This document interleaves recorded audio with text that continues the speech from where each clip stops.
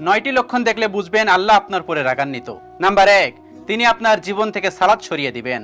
Number 2, আপনি তখন হারাম সম্পর্কে আটকে যাবেন। নাম্বার 3, আপনি তখন খারাপ বন্ধুদের সংস্পর্শে যাবেন। নাম্বার 4, আপনি আপনার পিতামাতার প্রতি অসম্মানজনক হবেন যখন আল্লাহ আপনার উপর রাগান্বিত হবেন। নাম্বার 5, আল্লাহ যখন আপনার উপর রাগান্বিত হবেন তখন আপনি পাপের উপর পাপ করবেন।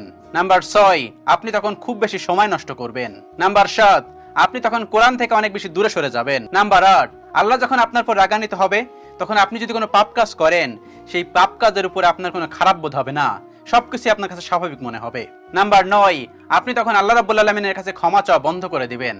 যেমন আমরা কোনো পাপ কাজ করলে বা কোনো খারাপ কাজ করলে আল্লাহর কাছে তওবা করি, তখন আপনি তওবা করা বন্ধ করে দিবেন। যখন আল্লাহ আপনার উপর রাগান্বিত হবেন তখন এই কাজগুলো আপনার ভিতর চলে আসবে।